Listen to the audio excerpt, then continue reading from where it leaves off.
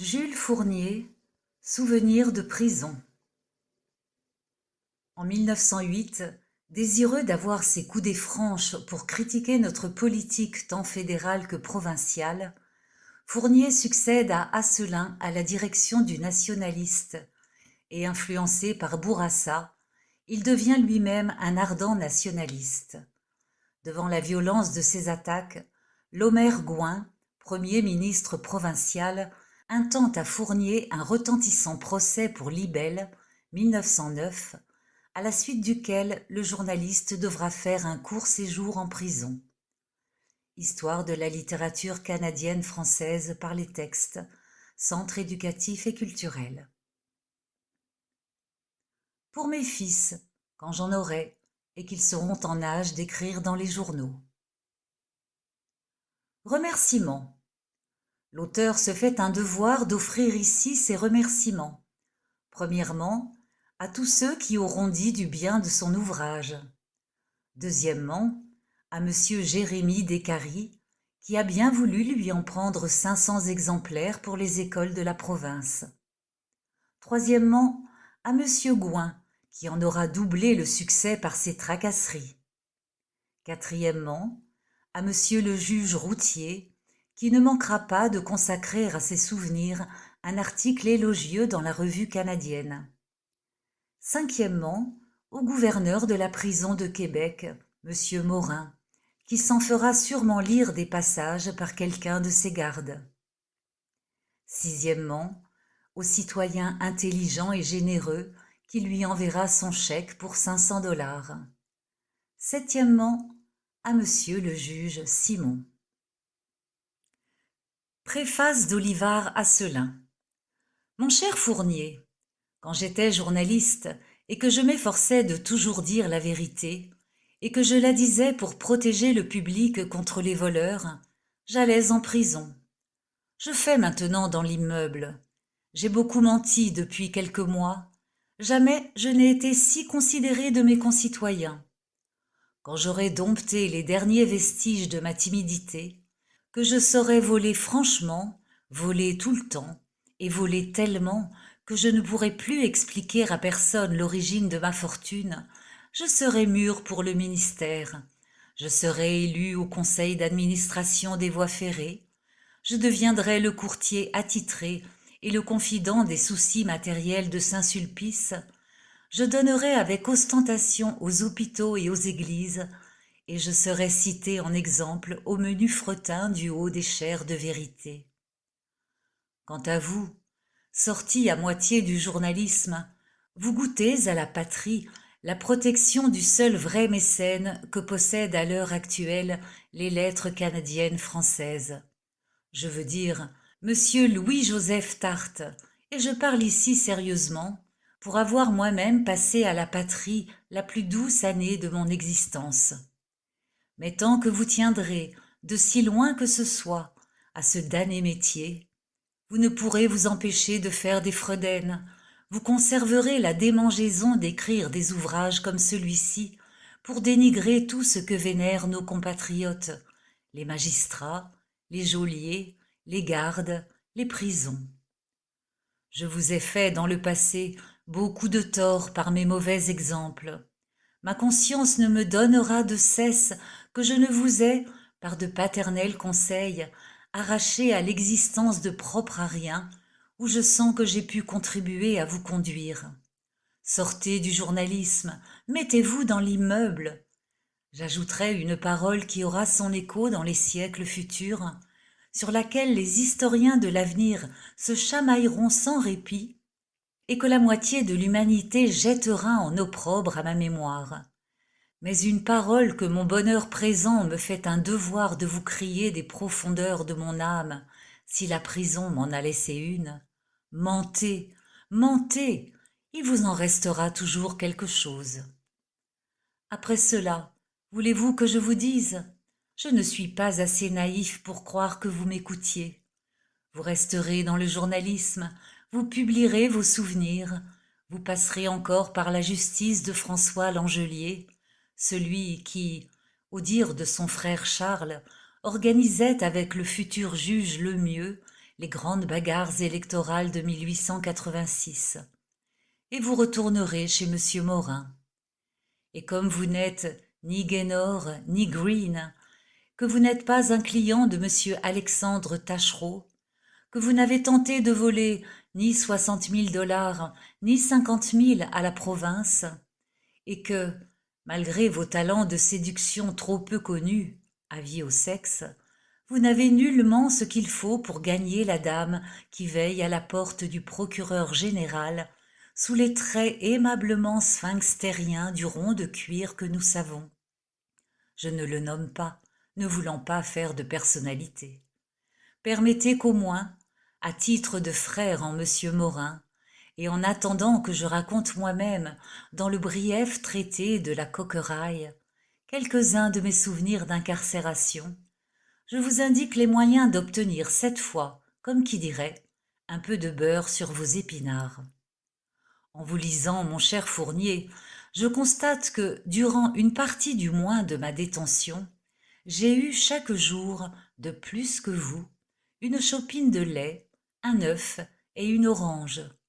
Le gouverneur dira 2 œufs, mais j'en appelle au jeune et sympathique escroc qu'on laissait mourir de faim et à qui je donnais l'autre. Promettez-moi seulement d'être discret, car autrement tout le monde, monsieur Pensereau le premier, voudra aller en prison, et je vous livre gratis le secret d'une pareille bombance. Si vous avez soin de vous présenter chez M. Morin avec une belle entérocolite qui vous tire en moyenne 1 décilitre de sang par jour, le médecin, même le docteur Robitaille, dont le cœur valait mieux que l'oreille, je vous assure, vous accordera tout à la fois le lait, l'œuf et l'orange. En vous battant du bec et des ongles avec le gouverneur, en lui faisant entrevoir la destitution si les nationalistes arrivent au pouvoir, au bout de 2 jours, vous aurez le lait, de 4 jours, l'œuf, et de 6 jours, l'orange. Vous n'aurez plus ensuite qu'à vous laisser revivre. Vous lèverez dédaigneusement le nez sur le squelette et sur la jambe de botte, et c'est d'un ventre ferme que vous irez vous vautrer dans les pissenlits en fleurs du préau, pendant que madame de Saint-André vous criera de sa voix d'honnête femme, à travers les barreaux du 4e, « Bonjour, monsieur Asselin, bonjour, monsieur Fournier ». Ce rêve d'entérocolite, pour peu que vous l'ayez préparé par plusieurs années de très peu d'argent et de beaucoup de misère, vous vous en assurerez en passant préalablement 2 jours dans les cellules de la police provinciale, au rez-de-chaussée du Parlement. Vous savez en effet aussi bien que moi que la province a jugé prudent d'installer sa police sous le même toit que ses législateurs, et que ce n'est pas sa faute si les agents qui devaient tenir l'abitibisme en respect sont devenus les instruments des basses œuvres de M. Charles Lanctot. Il faut, bien entendu, savoir choisir sa cellule. Prenez celle des femmes, à droite, en entrant. Elle a 8 pieds sur 6, il y entre du froid par la fenêtre grillagée, et la garde qui veille aux barrières du Louvre. Elle est basse, elle est humide, on y est à ravir pour attraper des affections hantées, voire plus haut. Mais, mon cher Asselin, direz-vous, n'entre pas là qui veut. Ce n'est pas tout le monde qui peut faire 2 jours de cachot avant d'être, dans le langage des greffiers, admis à caution. Avouez que vous avez fait du luxe. Je vous l'accorde, mon cher Fournier, non cependant sans vous faire observer qu'en cherchant bien, dans la province de Québec, sous le règne glorieux du gouinisme, on finit toujours par trouver un juge assez consciencieux pour s'inspirer dans ses jugements, non de la loi, qui varie suivant l'intérêt du législateur, non de la jurisprudence, qui n'est en somme que la fantaisie de chaque tribunal relié en vous, non de l'équité, dont la conception dépend et des hommes et des milieux, mais de la volonté du ministre, toujours infaillible dans la rétribution des magistrats qui lui servent d'outil. Prenez de préférence celui qui relève le plus directement et qui soit le plus à la merci du procureur général, Et surtout, ah oui, surtout, tâchez de rester nationaliste. Mais, demanderez-vous encore, ce magistrat d'exception, cet oiseau rare, en supposant que je le trouve, comment me faire citer devant lui? Vous le savez, je suis un client de la famille Langelier, et dame, si je changeais, François pourrait y trouver à redire. Jeune homme de peu de foi, la plastique mâchoire de monsieur Alexandre Tachereau n'est-elle pas toujours là? Olivard Asselin. Montréal, ce 12e jour d'octobre 1910. Post-scriptum. Je vous ai dit que je devenais homme d'affaires. Si inclus ma note, c'est 50 piastres. Je ne vous vole pas, vous êtes un ami. O. A. Loyal avertissement. L'auteur, dès cette première ligne, tient à prévenir qu'il ne parlera maintenant que de lui jusqu'à la table des matières inclusivement, si toutefois il en met une. Il aurait de beaucoup préféré, dans cette étude sur le régime pénitentiaire, mettre en scène un autre personnage, et par exemple le Premier ministre de la province de Québec. Malheureusement, M. Gouin n'a pas encore été en prison. Cela viendra tôt ou tard, il faut l'espérer. En attendant, comme ce n'est pas M. Gouin qui a porté la livrée, mangé le squelette ou couché en cellule, mais l'auteur lui-même, on voudra bien lui pardonner, à ce malheureux auteur, si c'est de lui qu'il parle et non pas de l'autre. Le journalisme mène à tout, proclamait un jour M. Prudhomme. Tour à tour, reporter à la presse, rédacteur au Canada, puis au Nationaliste, l'auteur de ces lignes a pu vérifier tout à son goût l'exactitude de cette parole. Le journalisme l'a mené tour à tour à la cour du recordeur et à l'archevêché, aux conférences littéraires et aux cérémonies religieuses, dans les maisons hantées, les cabinets de ministres, les parlements de Québec et d'Ottawa, l'hôtel de ville de Montréal et autres mauvais lieux. Le journalisme l'a même conduit un jour en prison pour son compte personnel. Charmant souvenir dont il demande la permission d'entretenir un moment le lecteur.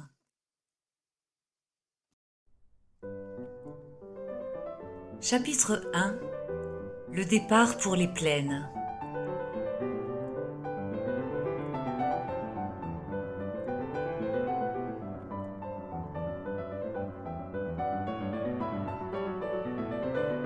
C'était le 12 juin 1909, à Québec. Le matin même avait comparu, devant M. François Langelier, juge en cette ville, le dénommé Jules Fournier, journaliste des cités et districts de Montréal, accusé d'avoir publié contre le dit juge un article diffamatoire. Procès plutôt sommaire. À 10 heures, M. Langelier montait sur le banc. À midi, l'avocat du défendeur avait terminé sa plaidoirie. À 1 heure, le demandeur prononçait son jugement. 3 mois de prison sans appel. Une demi-heure plus tard, je partais pour la prison. On avait bien voulu me faire grâce du panier à salade. Je n'ai jamais pu comprendre pourquoi le chef McCarthy s'était chargé de me conduire en simple fiacre et sans aide aucune à mon nouveau domicile. Ainsi se préparait-il dès lors au rôle difficile qui l'attendait dans l'affaire Crippen. Dans le soubassement du palais de justice, où l'on m'avait temporairement mis sous clé, j'étais en train de rédiger pour mon journal une courte dépêche que j'espérais pouvoir glisser au dernier moment dans la main d'un ami. Soudain, je vis s'avancer vers moi un homme à moustache grisonnante, coiffé d'un simple melon, vêtu comme vous ou moi, et d'aspect si peu féroce que tout de suite je ne le jugeais pas plus fait pour faire un policier que moi pour faire un pape. C'était M. McCarthy, le futur protecteur d'Ethel le Névé. D'un geste digne de Rambouillet, il me pria de le suivre. Une porte s'ouvrit. « Monsieur, et d'un second geste non moins poli, il m'invitait à monter dans sa voiture. Dame, j'étais son hôte. Et nous voilà roulant tous deux vers les plaines d'Abraham. Notre promenade, à travers les rues pittoresques et les avenues ombreuses, dura bien 20 bonnes minutes. Jamais encore je n'avais eu pareil plaisir à contempler les beautés de cette ville hospitalière. Je ne manquai pas d'en informer mon Cicérone. Il me répondit que je n'avais point tort et m'offrit une cigarette. Quel charmant homme! J'en devais, hélas, trouver de moins obligeant quelques heures plus tard. Nous étions alors, je l'ai dit, au premier jour de juin. L'été entrait dans toute sa force. Un soleil éblouissant, comme dans le conte de l'île, tombait en nappes d'argent des hauteurs du ciel bleu. Je ne citais point le comte de l'île au chef McCarthy. Je me contentais de lui faire observer, avec un autre poète, qu'il faisait beau temps pour la saison. À vrai dire, cette citation ne manquait point d'à propos. Dieu, quelle belle journée! Figurez-vous une de ces divines après-midi du commencement de l'été, où la lumière est si puissante qu'elle enivre presque, et qui vous donne envie, malgré vous, de tout planter là pour aller courir les bois et les grèves. Des fleurs dans tous les jardins, des oiseaux dans tous les arbres, et partout la riante verdure éclaboussée de soleil. Juin, juillet et août, fis-je pensivement, je n'irai pas cueillir la fraise au bois cette année. Non, me dit cet aimable homme, mais il doit y en avoir dans la cour de la prison, il me semble en avoir vu. J'étais distrait. Quoi donc? Demandai-je. Des fraises? Ah! La conversation commençait à languir, lorsqu'enfin nous débouchâmes dans l'avenue de la Grande Allée. Encore quelques minutes de marche, le temps de griller une dernière cigarette, et la prison nous apparaissait dans toute sa splendeur, à 3 arpents devant nous. Chapitre 2. L'arrivée. La prison de Québec, extérieurement, n'offre rien de remarquable. N'étaient les barreaux de fer qui s'entrecroisent aux fenêtres, on dirait tout aussi bien d'un hospice ou d'un couvent. J'ai vu depuis, dans l'autre Tarascon, l'antique château du roi René qui sert aujourd'hui de prison à la ville. C'est infiniment plus intéressant. Mais on ne peut pas tout avoir, et il est permis aux Québécois de se consoler. Si leur prison n'est pas la plus belle du monde, ils ont au moins le plus beau des geôliers, après avoir eu le plus beau des shérifs. Au reste, je n'étais pas encore descendu de voiture que je ne pensais plus guère à contempler la façade du monument. L'intérieur me préoccupait bien davantage. Ce fut le geôlier, en style cellulaire le gouverneur, qui se chargea de m'y conduire. Monsieur Morin, tel est son nom, n'était pas précisément un inconnu pour moi. J'avais eu l'avantage de causer avec lui quelque 2 semaines plus tôt, au moment où je rendais visite à mon confrère Asselin, qui pour lors moisissait au fond des cachots. Cette fois-là, le gouverneur s'était montré pour moi d'une amabilité touchante. « Ah, c'est vous, monsieur Jules Fournier, me répétait-il avec insistance, que je suis heureux de vous voir depuis le temps. » Et il n'achevait plus de me vouloir prodiguer ses embrassements. Je me rappelais tout cela, et aussi comme il avait ri de bon cœur lorsqu'à cette question « Mais que venez-vous faire ici ?» j'avais répondu, prévoyant le sort qui m'attendait. « Je suis venu choisir ma cellule. » Maintenant, hélas, quantum mutatus ab illo. Ah, il n'avait plus envie de rire, le gouverneur. Immobile et rigide comme la statue du commandeur, il se tenait tout d'une pièce sur le haut du perron. Étonnante variation d'un cœur de geôlier. Croiriez-vous bien qu'il ne me dit seulement pas « Bonjour, monsieur » Je vis qu'il jetait sur moi, comme je descendais de voiture, des yeux chargés d'un immense mépris. j'en demeurais presque confondu. Pour la première fois depuis le début de mes tribulations, je me demandais si je n'étais point coupable. Ma conscience disait non, mais l'œil du geôlier disait oui. Enfin, je m'arc-boutais comme je pus contre ce regard accablant, et je montai rapidement le perron.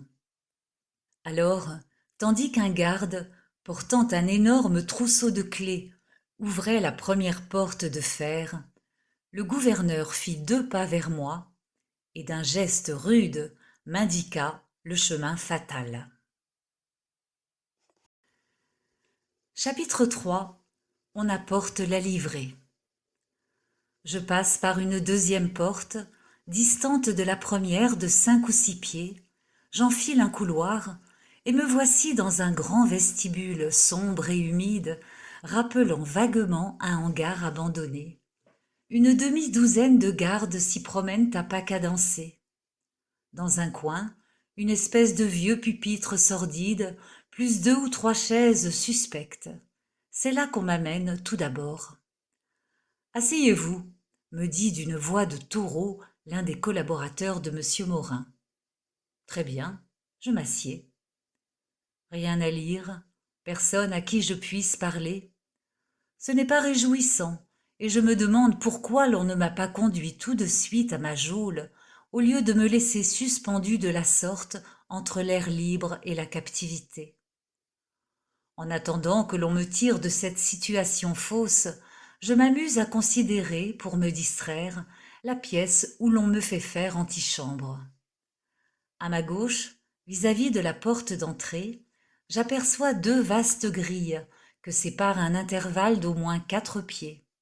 C'est là, derrière la deuxième rangée de barreaux, que j'irai dans quelques jours causer à distance avec mes amis de l'extérieur.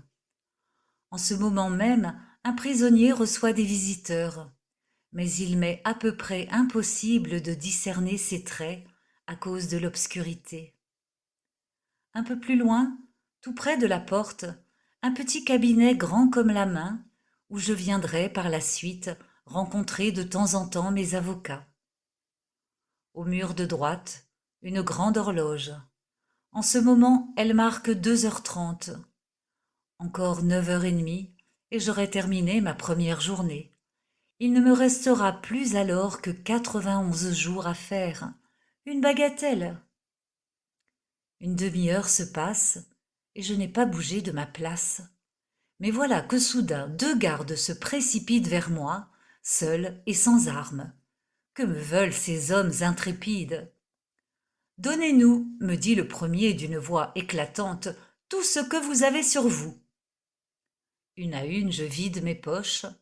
J'en retire successivement un canif, 2 trousseaux de clés, 3 ou 4 lettres, un numéro du nationaliste, 2,50 $ en argent dur, une statuette de la bonne Sainte-Anne et un portrait de M. Gouin.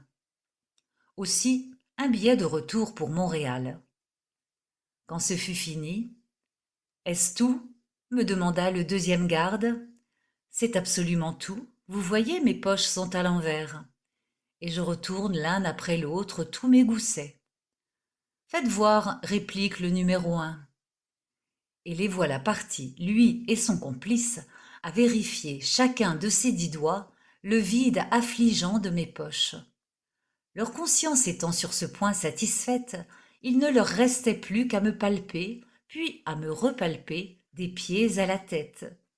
Rude besogne, qui ne leur prit pas moins de 5 minutes.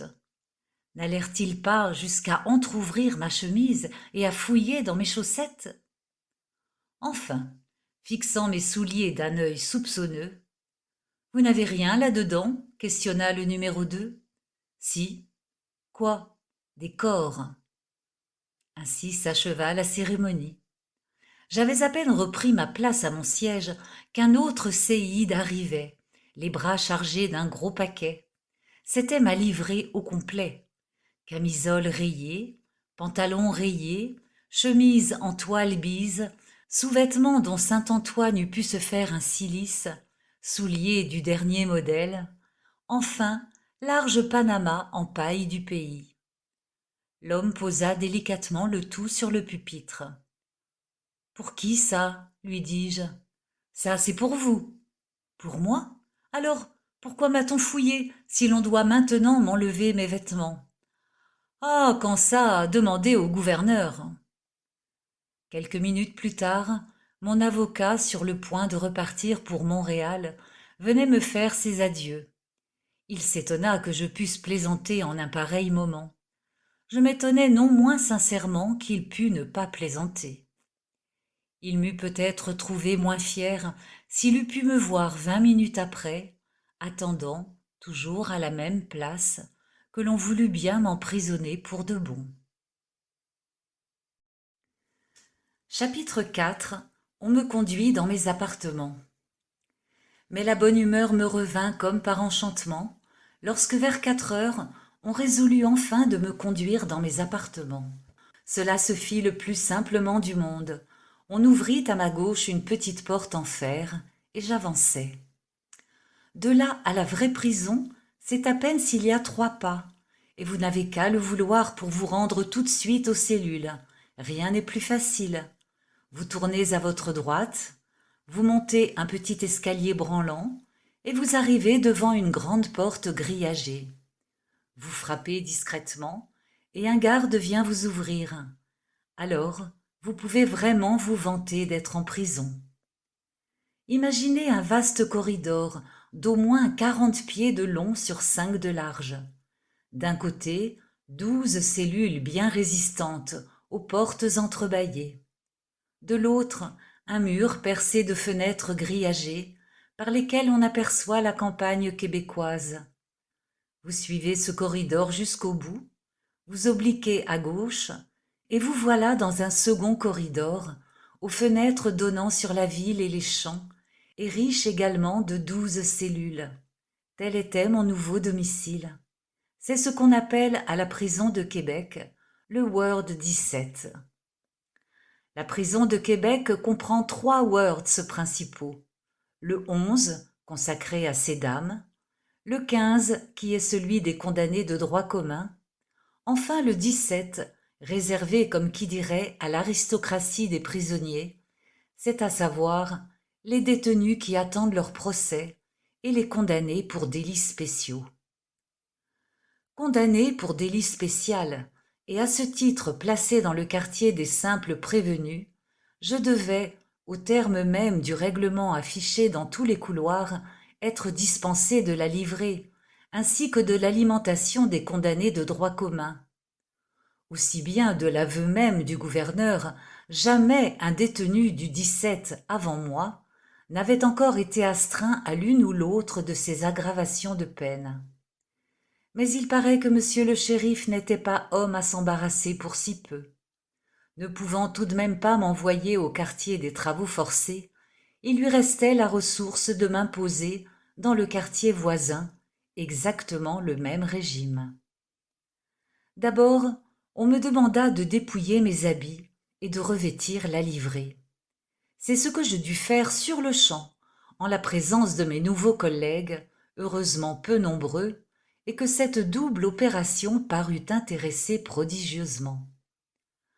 Quand cela fut fait, et que l'assistant de M. Morin se fut retiré en refermant sur nous la porte du corridor, je poussai un long soupir de soulagement.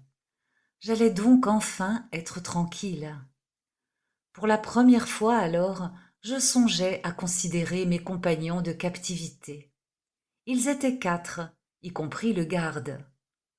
Encore des 3 prisonniers, l'un ne se trouvait-il là qu'en passant. C'était un pensionnaire du 15, un petit vieux à figure attendrie, que son amour de la goutte conduisait à la prison en moyenne 3 fois par an, depuis plus d'un quart de siècle. Il devait à sa longue expérience de l'établissement un certain crédit auprès du gouverneur. Aussi le laissait-on circuler un peu partout dans la maison, chaque fois qu'il pouvait fournir le motif ou seulement le prétexte d'un travail à faire quelque part. C'est lui qui tout à l'heure avait transporté ma livrée du parloir au premier étage. 3 fois par jour, il allait chercher à la cuisine, pour les prisonniers du 17, la soupe ou le squelet qu'ils mangeaient avec eux. Le reste du temps, ils se tenaient généralement en bas, dans le 15.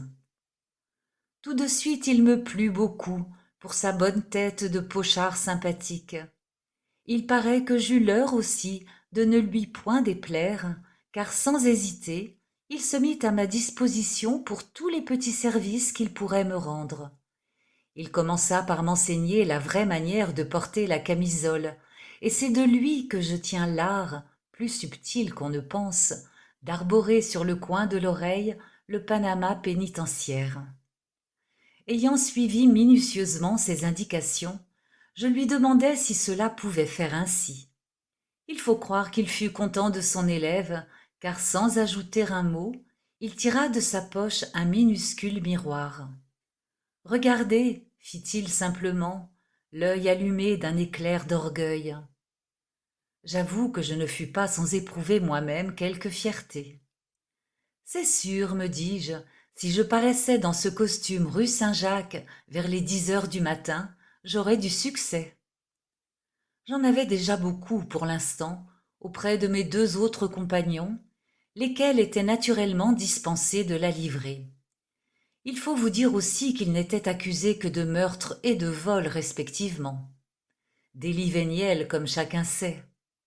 La connaissance fut vite faite.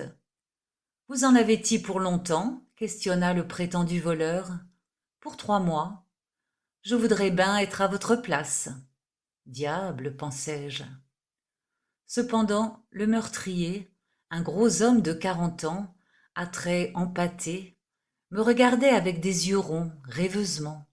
C'était un Italien des Calabres, ne sachant pas un mot de français. Il attendait là son procès depuis plus d'1 an. On l'accusait d'avoir tué l'un de ses compatriotes au cours d'une rixe en le perçant de 37 coups de poignard.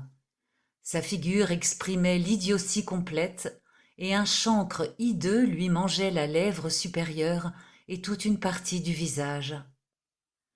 Telle était la compagnie que venait de me donner, pour 3 mois à venir, monsieur le juge Langelier. Chapitre 5, où l'auteur goûte au squelet pour la première fois. J'étais dans le ward depuis 1/4 d'heure à peine, lorsque notre collègue du 15 dut s'éclipser, ses services étant pour l'instant requis ailleurs. Je restais donc seul avec l'Italien, le monsieur accusé de vol et le garde. L'Italien ne disait mot. À peine l'entendait-on de temps en temps, entre 2 bâillements, pousser une espèce de grognement inarticulé. Le monsieur accusé de vol ne savait parler que de son affaire, ma foi, pas très claire. Et quant au garde, il était, c'est le cas de le dire ou jamais, muet comme une porte de prison. Il ne me fallut pas bien longtemps pour juger que d'aucun des 3, je ne saurais tirer rien d'intéressant. Par-dessus le marché, pas un livre et défense absolue d'écrire. Pour plus de sûreté, on était allé jusqu'à me priver d'un petit bout de crayon que j'avais demandé la permission de conserver. Dès ce moment, je commençais de trouver la prison désagréable. Vous croirez peut-être que ce qui m'ennuyait le plus, c'était la perspective de passer 3 mois là-dedans. À vrai dire, cette idée ne me plongeait pas dans une allégresse folle, mais pour l'instant elle ne me préoccupait pas outre mesure. Je me disais que dès le mardi suivant, je verrais mes amis, et que par leur intermédiaire, je pourrais sans doute me procurer des livres, des revues, peut-être même des journaux, obtenir la permission d'écrire, bref, m'arranger un genre de vie après tout supportable. Par exemple, qu'allais-je faire dans l'intervalle, seul avec le garde et ces 2 brutes? Profonde question que je retournais malgré moi dans mon esprit, non sans quelque terreur. J'en étais à ce point de mes réflexions, lorsque le grincement d'une clé dans la serrure me fit tourner la tête. C'était le pensionnaire du 15 qui nous revenait. En m'apercevant, il me salua, à travers les barreaux, de son plus aimable sourire. Puis il entra, et referma lentement la porte derrière lui. Alors seulement je vis qu'il portait du bras droit quelque chose, un objet dont je ne pouvais de loin que discerner vaguement la forme. Je m'approchai, et j'aperçus, posé sur le plancher devant mon bonhomme, un grand seau en fer-blanc, tout noir de crasse et tout bossué, contenant une espèce de liquide fumant, d'aspect épais et gluant. « Et qu'est-ce que c'est que cela ? demandai-je. « Ça, monsieur, car il me disait encore monsieur, ça, c'est le souper. »« Et ça s'appelle ? Ça s'appelle du gruau. » C'était du skelet. Par un oubli que je ne me suis jamais expliqué, l'Académie française n'a pas encore, que je sache, fait entrer ce mot dans son dictionnaire. Larousse ne le mentionne pas davantage, Littré non plus. Vous êtes donc excusable de n'en point connaître au juste la signification. Au reste, on s'instruit à tout âge, et quand vous irez en prison, vous apprendrez cela très vite. Le skelet, en style pénitentiaire, c'est le gruau spécial avec lequel on nourrit les détenus, c'est-à-dire une espèce de moulée opaque, ayant à peu près la consistance et la saveur de la colle forte diluée. Il paraît que c'est excellent pour réfréner les passions. Tel était le plat de résistance qui m'attendait désormais, soir et matin. Mais il ne faut rien cacher, disons toute la vérité. Avec le skelet, on nous donnait encore du sel, quelques croûtes de gros pain, et même une certaine espèce de liquide qui est à peu près au thé ordinaire ce que le skelet est au gruau. Voici en effet le menu complet qui à cette heureuse époque m'était servi 2 fois par jour et gratuitement aux frais de l'État. Menu: hors d'œuvre, skelet; potage, skelet; entrée, skelet; rôti, skelet; viande froide, skelet; légumes, skelet; dessert, skelet; breuvage, le soir thé léger, le matin au clair; sel à discrétion.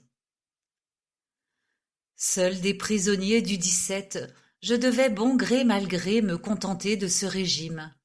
Les 2 autres avaient permission de faire venir leurs aliments de l'extérieur, en tout ou en partie.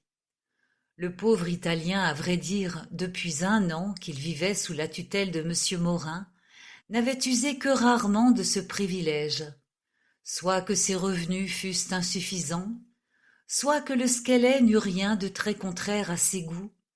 Il faisait fort bien son affaire de cette alimentation spéciale. Quant à l'autre camarade, ayant épuisé, hélas, depuis longtemps, le plus clair de ses ressources, il se contentait de commander en supplément du lait 2 fois par jour et quelquefois des œufs. Mais cela même m'était interdit. Il fallait que la magistrature fût vengée, et pour ce motif je devais 2 fois par jour manger du skelet avec du sel. Vous entendez bien, n'est-ce pas, Dansereau, mon confrère, du skelet avec du sel, ça ne vous fait pas peur? Je revois encore, comme si cela était d'aujourd'hui, ce premier repas auquel ma province me conviait. À 4h30 précises, j'avais pris place, avec les camarades, autour des plats énumérés plus haut. Tout de suite, je remarquai l'absence de nappes et de serviettes. À quoi pensait donc M. Morin? Si l'Italien allait répandre les sauces. On avait aussi laissé de côté l'argenterie, sans doute par crainte des voleurs. Et voici comment nous étions placés à table. À ma droite, l'homme du 15, en face de celui-ci, le prétendu voleur. Enfin, me faisant vis-à-vis, l'Italien, également occupé à se gratter son bobo et à prendre du sel à pleine main dans le récipient commun. J'étais à jeun depuis longtemps, ayant pris mon dernier repas la veille au soir à Montréal. J'avais donc bon appétit, et ce soir-là, j'avalai sans trop d'effort une grande cuillerée de skelet. Ce fut mon premier repas de prisonnier.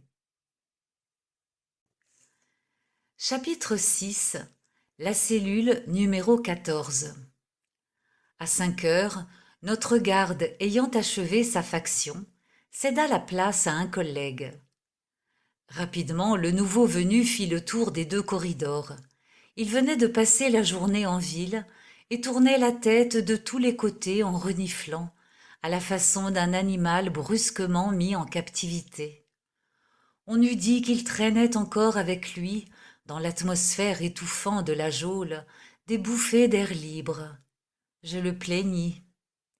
Mais, vite apprivoisé, il tira de sa poche une bonne vieille pipe de plâtre qu'il alluma avec ostentation, et d'un pas plus tranquille, reprit sa promenade au long des cellules. Après quelques instants de cette gymnastique, il vint me trouver.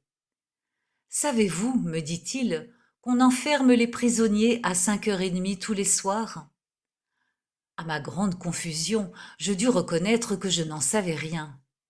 Hélas, me dis-je en moi-même, encore une chose que mes professeurs ne m'ont pas enseignée. Eh bien, reprit-il, c'est comme cela.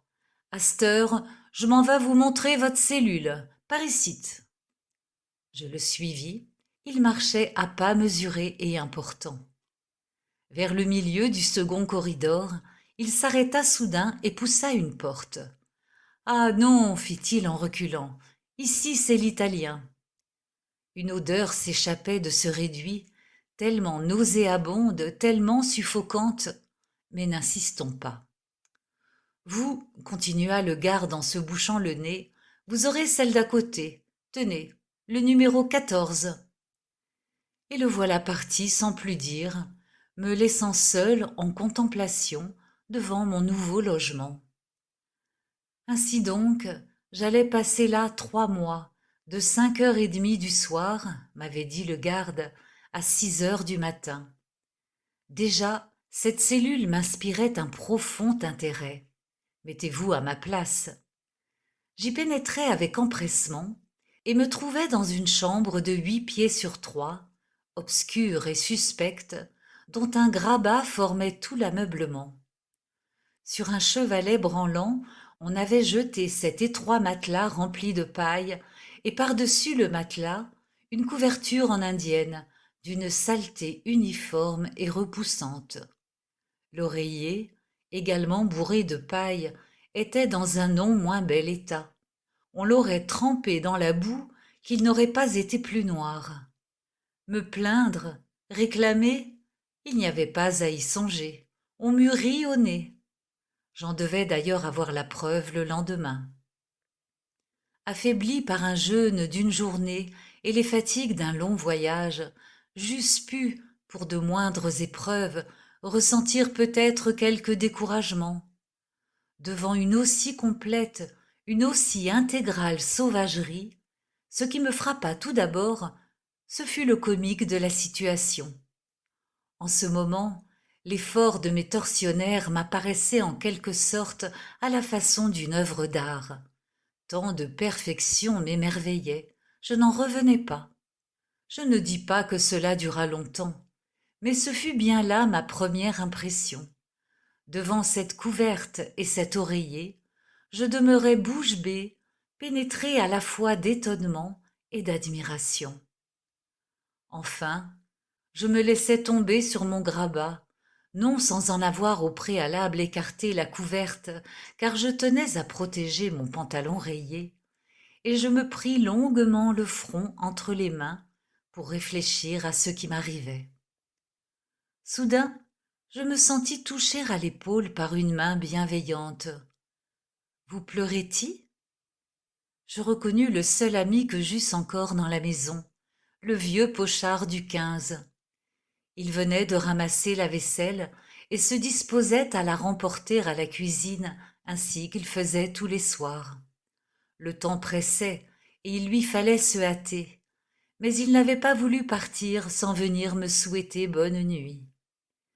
Il me prodigua les encouragements, 3 mois c'est vite passé, etc. Et surtout me donna d'utiles conseils quant à la façon de vivre en cellule. D'abord, dit-il, Faut pas oublier de vous prendre tous les soirs un bon grand gobelet d'eau fraîche pour la nuit. On sait jamais, supposons que vous tombiez malade. Tenez, venez avec moi. J'allais donc avec lui me chercher un bon grand gobelet d'eau fraîche que je posais délicatement sur le parquet à la tête de mon lit.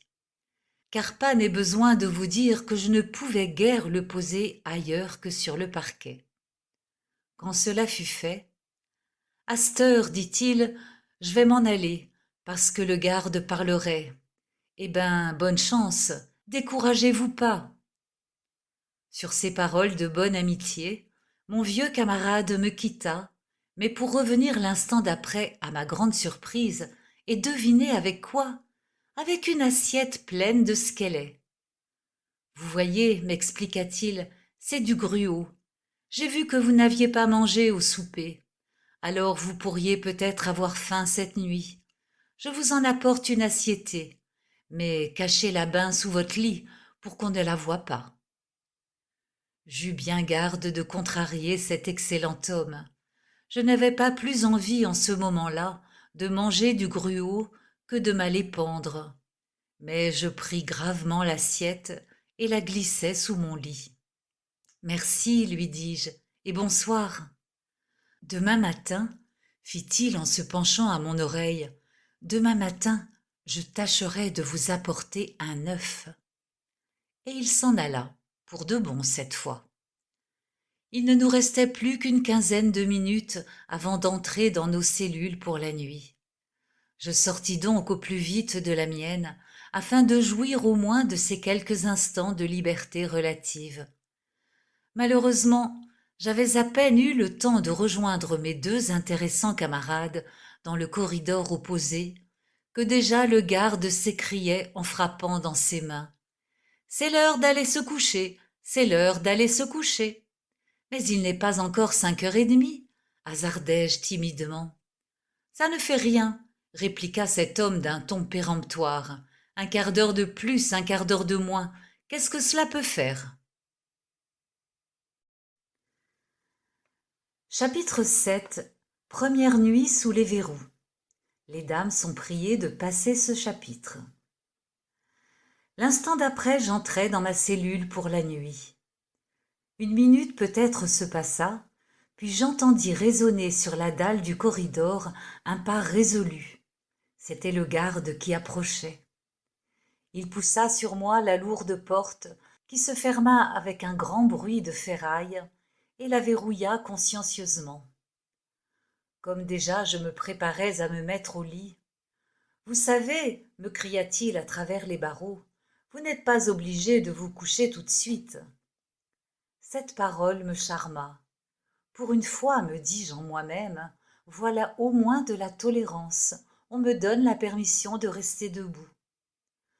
Le malheur, c'est que dans ces maudites cellules, on ne peut faire 2 pas sans se cogner contre un mur, et je ne tardais pas à m'en apercevoir.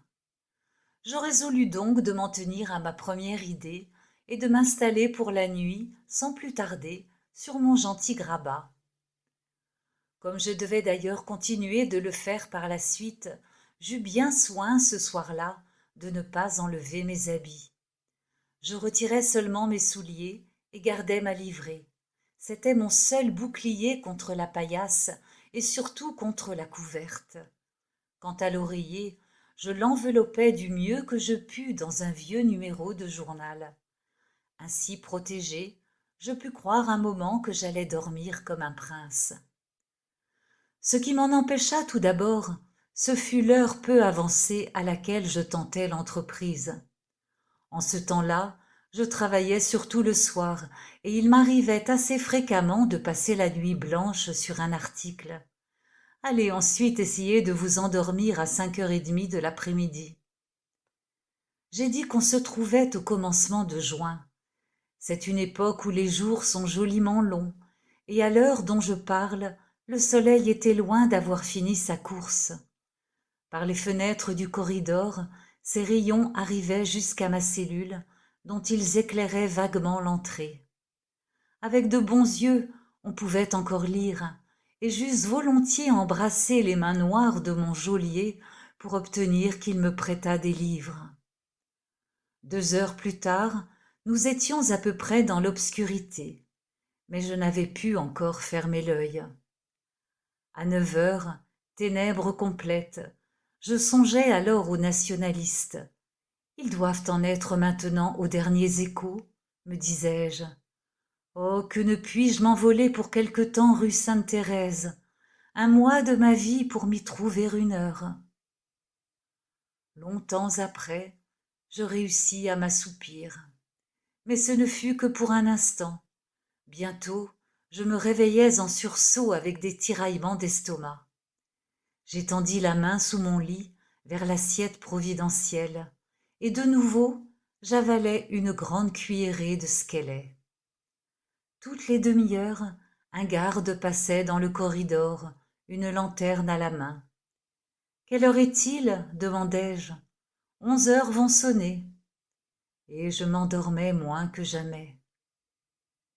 Vers minuit, les émanations qui s'échappaient de la cellule voisine prirent une violence d'égout débordé. Alors seulement je compris pourquoi l'on m'avait mis à côté de l'Italien. Sur les 24 cellules du quartier, il y en avait 22 de libres au moment de mon arrivée. Et sur ces 22, on avait justement choisi celle-là. Mon crime, paraît-il, n'exigeait pas moins. De tous les petits supplices que l'on réussit à m'infliger sous le toit de M. Morin, j'avoue que celui-là me fut de beaucoup le plus pénible. Chaque fois qu'un garde passait devant la cellule fatale, je l'entendais hâter le pas presque avec terreur, poursuivi jusqu'au bout du corridor par cette odeur de charnier. Je ne songeais plus au tiraillement d'estomac. À tâtons dans les ténèbres, je refis mon lit comme je pus, de façon à m'appuyer la tête au mur du fond. Et dans cette position commode, j'attendis patiemment le sommeil. Enfin, vers 2 heures du matin, je réussis à m'assoupir. Je fis des rêves enchantés, où le geôlier, humble et prosterné, m'offrait en tremblant beaucoup de squelettes dans des vases en or, où le shérif m'apportait de ses propres mains des draps immaculés pour mon grabat, où les 3 langeliers, enfin, pour me distraire, venaient ensemble danser devant moi la danse du ventre. Et surtout, je vis l'Italien, vêtu d'un tuxedo et le cigare aux lèvres, me tendre sur un plateau d'argent de menus flacons d'eau de Cologne. Je m'éveillais comme l'aube paraissait. Quelque temps après, on venait nous ouvrir les portes. C'était dimanche, et déjà le soleil emplissait les corridors d'une grande lueur vermeille. Chapitre 8. Un beau dimanche. La messe, obligatoire pour tous les prisonniers, se disait à 9 heures. J'arrivais dans la chapelle avec mes 2 compagnons du 17, un peu en retard. Tous les autres détenus s'y trouvaient depuis plusieurs minutes déjà. Notre entrée causa quelque émotion, mouvements divers et prolongés. Je ne fus pas peu flatté d'apprendre que mon humble personnalité provoquait à elle seule cet intérêt. Non pas que ces messieurs fussent bien touchés de mon sort, seulement pour eux, j'étais le nouveau, sujet toujours digne de curiosité. Le prêtre qui officiait n'en était évidemment pas à sa première messe, et j'entendis vanter par un voisin sa célérité. Nous fûmes bientôt au prône. C'était ce jour-là la solennité de la Fête-Dieu. Bref sermon sur le sujet, accompagné de conseils sur la façon de se conduire dans l'état difficile de prisonnier. Puis la fin de la cérémonie, l'ité missa est, et le départ précipité des prisonniers pour leurs quartiers respectifs. Tout à côté de l'autel se trouve une petite pièce, meublée d'une table et d'une chaise unique, où l'aumônier de la prison reçoit chaque dimanche, après la messe, les détenus qui ont à lui parler. Cette fois-là, il y en avait bien 5 ou 6. J'étais du nombre. Restés seuls dans la chapelle, sous la surveillance d'un garde, nous attendions le moment de pénétrer, chacun à notre tour, dans cette retraite. Je goûtais quant à moi un grand bonheur à l'idée de pouvoir passer là quelques instants en conversation avec mon aumônier.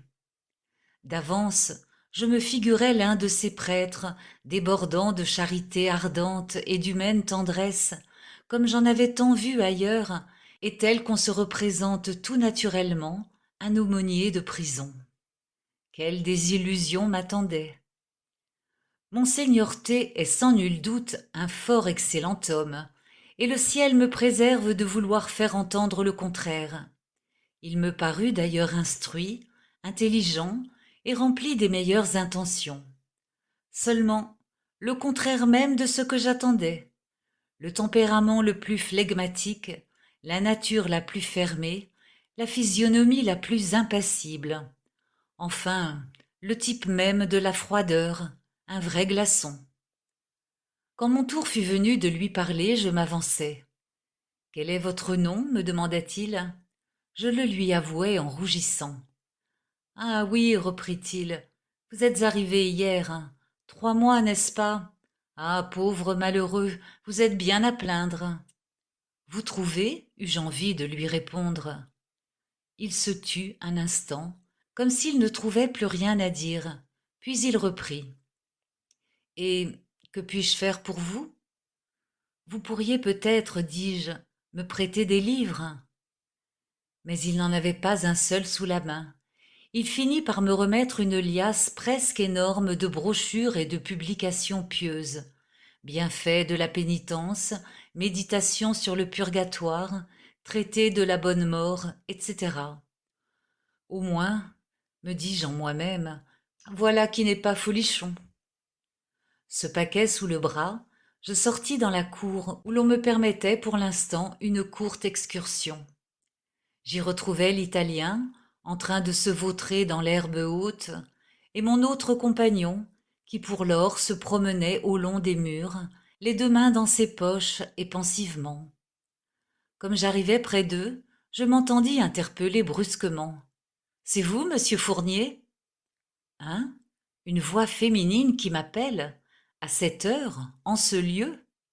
Je levai la tête vers le 2e étage et j'éclatai de rire. Je venais d'apercevoir madame de Saintat, que j'avais eu l'honneur de recevoir un samedi soir au Nationaliste, quelques 6 semaines auparavant. Il faut vous dire qu'en ce temps-là, cette honorable dame avait maille à partir avec la justice, tant québécoise que montréalaise. Incidemment, le nationaliste avait été amené à dire son avis sur madame de Saintat et le favoritisme dont elle bénéficiait. Aussi ne fus-je pas trop étonné quand elle reprit. « Ah, vous avez voulu rire de moi dans le nationaliste. Eh bien, vous y êtes, en prison, vous aussi. Je suis bien contente. »« Vous n'êtes pas la seule, répondis-je. Et là-dessus, je m'éloignai, cependant que ma charmante ennemie entonnait une romance d'amour de sa voix la plus empoignante. Elle vous avait de temps en temps des accents à attendrir les tigres, qui donnaient à mon italien des yeux de langueur et faisaient quasiment se pâmer les gardes. La musique, ainsi qu'on l'a prétendu, adoucirait-elle les mœurs? Notre geôlier, comme ses inférieurs, aurait-il entendu chanter la belle captive? Voilà ce que je me demandais, quelques heures plus tard, en voyant s'avancer vers moi monsieur Morin, le sourire aux lèvres et tout épanoui. Telle est la troublante question que je me posais. Eh bien, dois-je le dire, j'y ai souvent repensé depuis, et j'en suis venu à une autre conclusion. Non, en vérité, monsieur Morin ne s'était point laissé amollir par madame de Saintat. Seulement il avait, ce midi-là, comme je devais l'apprendre par la suite, mangé à son dîner tout un quartier d'agneau, arrosé de quelques pintes de lager. Et sa digestion se faisait le plus heureusement du monde. Son attendrissement n'avait pas d'autre source. Au moment qu'il entrait dans le Word, nous étions bien sortis de table depuis 1 heure. À ce repas du midi, Nous avions fait notre beau dimanche d'une certaine soupe aux légumes dans laquelle avaient trempé de vagues morceaux de bœuf. Ce bœuf aussi nous était destiné. Mais comme il ne faut jamais abuser des bonnes choses, on le réservait pour le dîner du lendemain. Ainsi, pas d'excès à craindre, et ma digestion à moi se faisait le plus heureusement du monde. Cependant, M. Morin daigna s'informer si je me trouvais bien du régime de la prison. J'en profitais pour lui mendier des livres. Des livres! Si vous aviez vu, à ces mots, quel œil sévère il me jeta! Je crus d'abord qu'il allait se fâcher, mais non. Attends un peu, me dit-il, tu vas voir que je ne suis point aussi mauvais diable qu'on le dit. Attends un peu, tu vas voir, hein? Il me tutoyait, parfaitement. Comment cela se faisait-il? Je devais l'apprendre plus tard. Monsieur Morin, depuis qu'il occupait ce poste important de gouverneur, avait désappris absolument de dire vous, du moins à la prison. Le vin des grandeurs lui avait tellement monté à la tête qu'il lui fallait tutoyer tout le monde. Toi, disait-il un jour à Asselin, on ne t'en veut point. Qu'est-ce que nous avons donc gardé ensemble encore, monsieur Morin? Comment dites-vous? S'exclamait brusquement le gouverneur, piqué au vif. Et le lendemain matin, il recommençait. La force de l'habitude, vois-tu? Un autre trait de sa mentalité, c'était l'usage immodéré qu'il faisait du mot point. Jamais vous ne l'eussiez entendu prononcer cet adverbe en 3 lettres, pas. Ce mot lui paraissait mesquin, peu distingué, et pour tout dire, misérable. N'est-ce point était une de ses expressions favorites. Mais sans me donner le temps de scruter tous ses problèmes, il reprit aussitôt.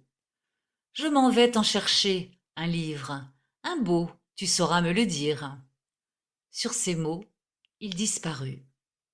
Je restai 10 longues minutes à guetter son retour, également partagé entre la crainte et l'espérance.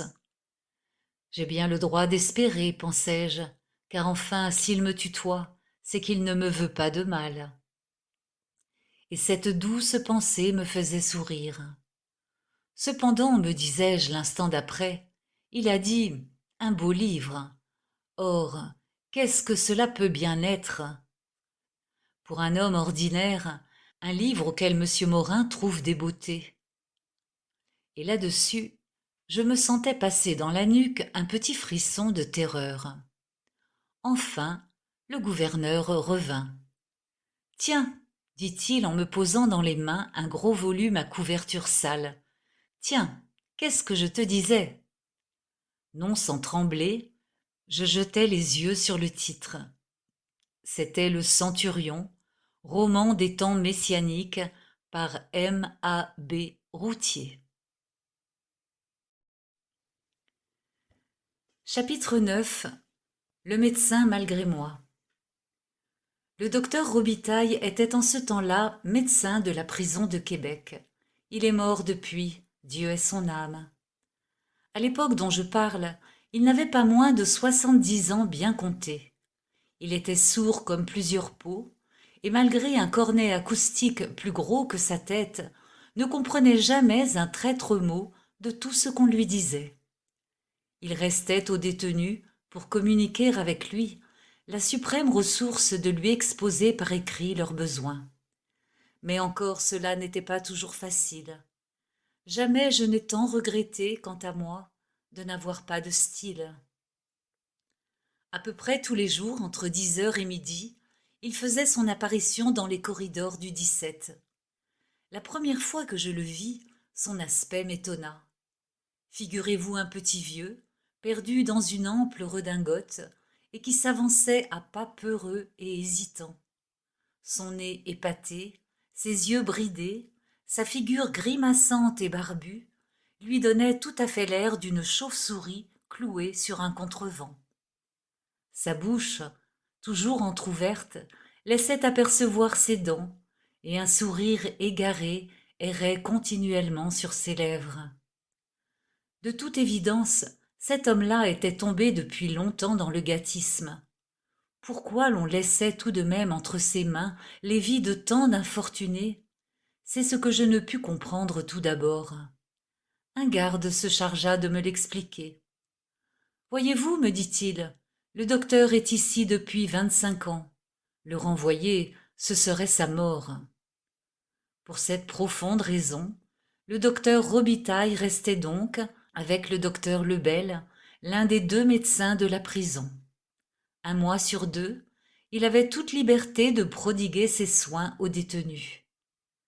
Son cornet acoustique d'une main, de l'autre un thermomètre, toujours le même, il faisait régulièrement le tour de la prison chaque matin. Il prenait la température aux malades, leur tâtait le pouls, leur faisait tirer la langue, tout cela avec conscience et lenteur. Mais où il brillait principalement, c'était dans l'auscultation. Le docteur Robitaille avait cette passion-là, l'auscultation. 20 fois par jour, on le trouvait penché sur la poitrine d'un malade. Peu lui importait la nature du mal, et qu'il s'agit d'une inflammation de poumon, d'une indigestion ou d'une écorchure au genou, ce lui était tout un. L'auscultation rentrait pour lui dans la thérapeutique proprement dite, et volontiers il eût dit « Je l'auscultais, Dieu le guérit ». Chose remarquable, ce besoin d'ausculter, loin de s'apaiser, grandissait avec la surdité du docteur. Les jours où il n'entendait absolument rien, pas même avec son cornet, de véritables rages d'auscultation le prenaient.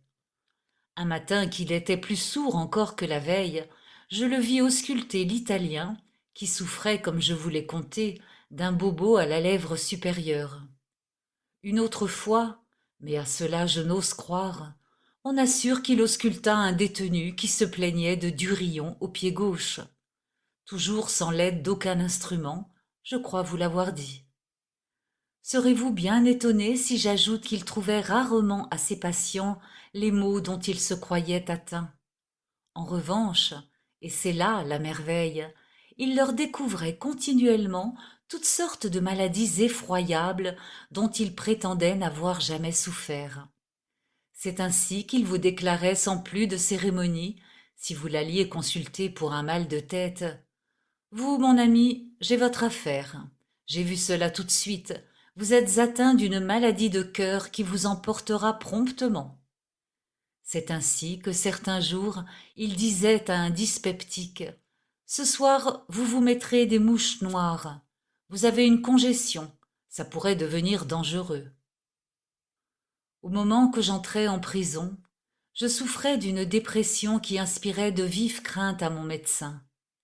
Les nuits blanches du nationaliste m'avaient complètement épuisée, et ma santé, paraît-il, était aussi compromise que possible. Je me hâte d'ajouter, pour rassurer mes nombreux ennemis, que j'ai eu le temps depuis de me remettre. À l'heure où j'écris ces lignes, je ne suis pas loin de peser le poids d'un député ordinaire. Mes muscles s'affermissent chaque jour. On dit même que je prends du ventre, et si je continue, je serai bientôt aussi épais qu'un numéro de la presse. Mais en 1909, j'étais loin de pouvoir en dire autant. Mon médecin m'abreuvait sans relâche de tonique, et je me rappelle fort bien que durant les 2 mois, notamment qui précédèrent ma condamnation, je ne pus me tenir debout qu'à force de suralimentation. Je voulus savoir du docteur Robitaille s'il faisait, au point de vue de ma santé, une différence quelconque entre les viandes saignantes et le squelette. Il m'assura qu'il n'en voyait aucune. Toutefois, dit-il, pour plus de sûreté, je m'en vais vous ausculter.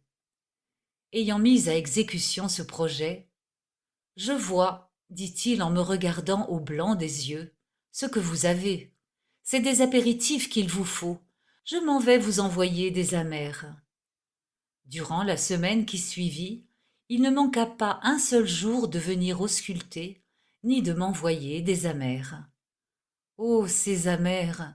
Régulièrement, à tous les repas, on me les apportait dans ma cellule. Je n'ai pas souvenir qu'on y ait manqué une seule fois. Le malheur, c'est que plus on me donnait envie de manger, moins on me donnait de quoi manger. J'en étais toujours réduit au squelette matin et soir, à la soupe de légumes ou à la jambe de botte le midi. Vous pouvez penser si j'avais là de quoi faire, comme disait mon médecin, de la suralimentation. En 6 jours, grâce aux amers, je suppose, j'avais bien pu prendre de 8 à 10 bouchées à la table pénitentiaire. Je n'exagère pas. Joignez à cela le repos bien mérité de la cellule de 5h30 du soir à 6 heures du matin, dans l'atmosphère parfumée par le voisinage de l'italien, les insomnies et les nausées, et dites si je n'aurais pas eu mauvaise grâce à me plaindre. Le jour même de mon arrivée, j'entendis un garde faire en ma présence cette constatation encourageante que je n'avais que la peau et les os. Une semaine plus tard, j'avais maigri de 15 livres, et le docteur continuait à m'envoyer des amers. Il est mort depuis, Dieu ait son âme. Chapitre 10. Le gouverneur. Monsieur Morin, de son prénom Joseph, était notre geôlier. Il se faisait appeler le gouverneur. Le gouverneur vient de passer dans le 15, se chuchotaient entre eux les détenus. Si vous n'avez jamais été en prison, chère madame, c'est en vain que je tenterai de vous expliquer le sens profond que prenaient alors pour nous ces 4 syllabes, le gouverneur. Lui-même ne les prononçait jamais sans une certaine solennité. Il avait notamment une façon à lui de dire « ça regarde le gouverneur », qui évoquait tout de suite quelque chose de grand. Pour cette âme simple, nul titre ne passait en majesté celui-là. Monsieur Morin ne l'eût pas échangé contre un cirage.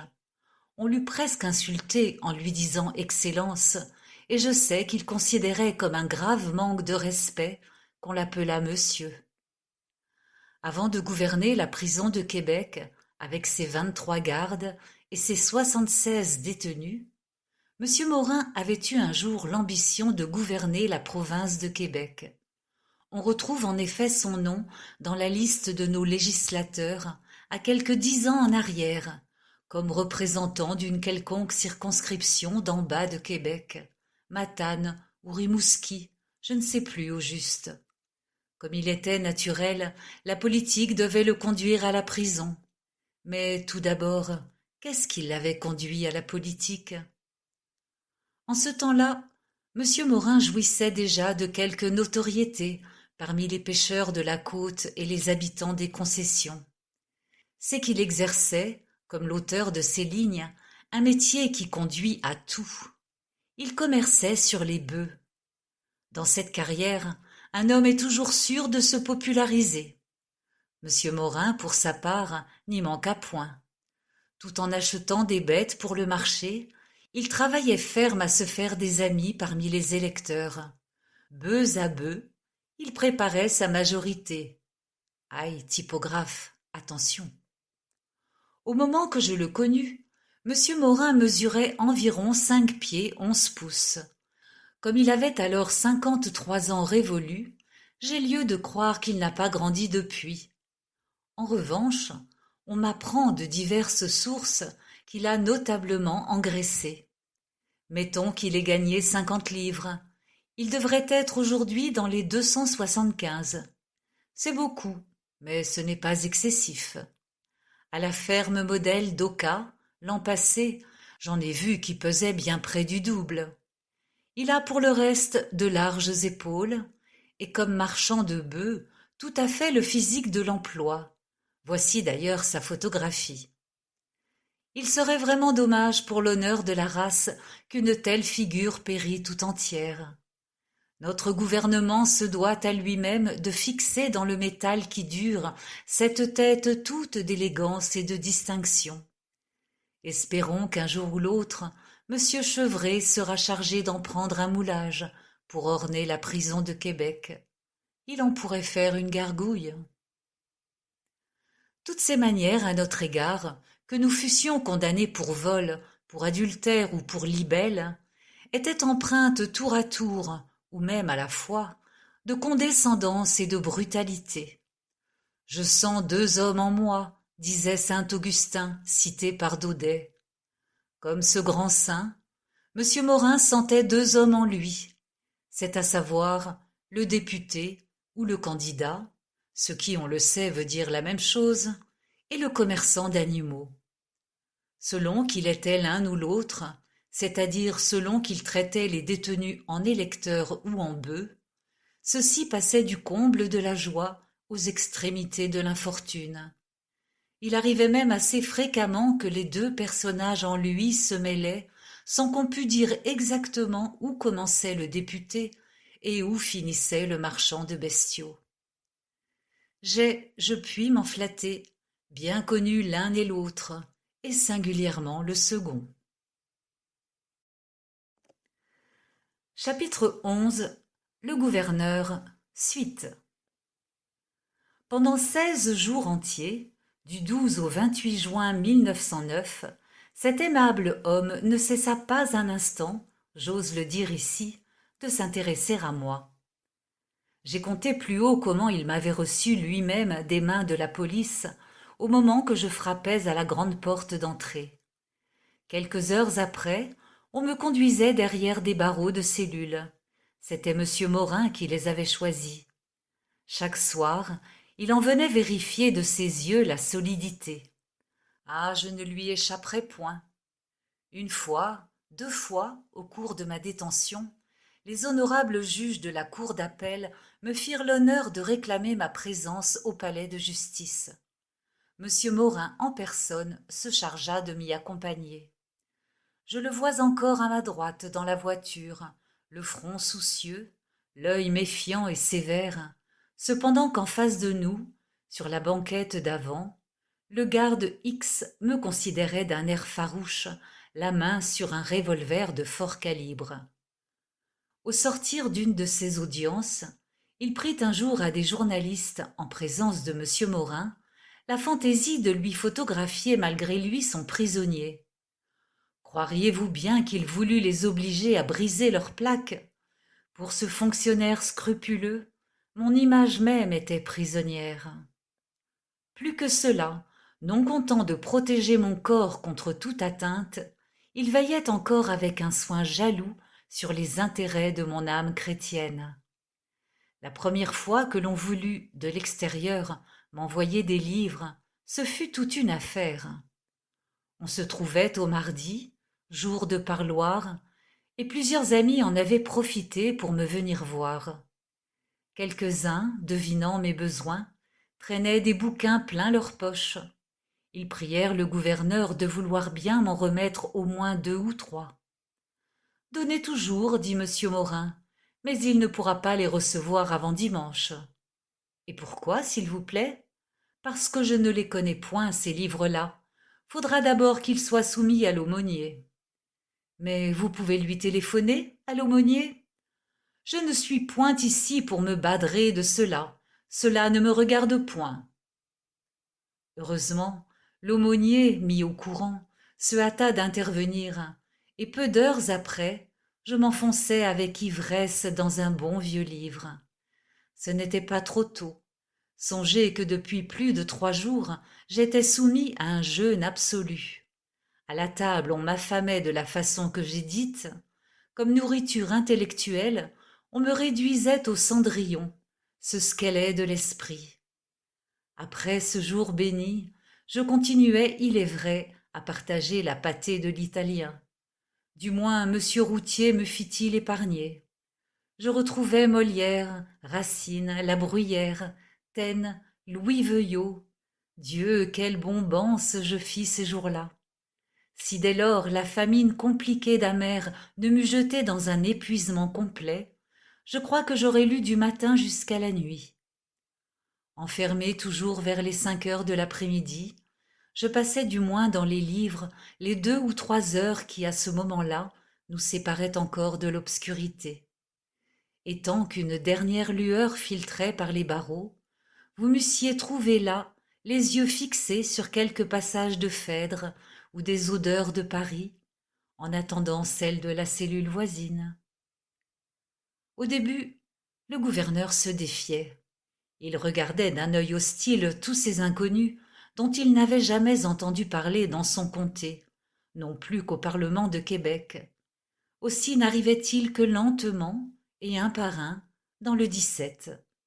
À la longue, cependant, la tutelle de M. Morin à cet égard se fit moins difficile. Le shérif, sur les derniers jours de mon internat, ayant permis qu'on m'envoyât les journaux, le gouverneur venait lui-même me les apporter, la plupart du temps en retard d'une journée, mais n'importe. Du nationaliste, on m'adressait chaque jour les journaux français. Ceux-ci attendaient encore plus longtemps que les autres. Fallait les montrer à l'aumônier.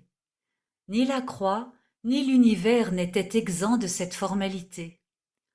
Mais ce fut avec un sourire de pure béatitude que M. Morin m'apporta un jour, après dîner, une feuille de Paris qu'il venait de recevoir à mon adresse, et en faveur de laquelle il avait cru pouvoir prendre sur lui de faire une exception.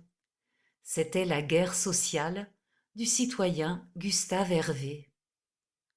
Quant au livre, il finit par s'y accoutumer de même.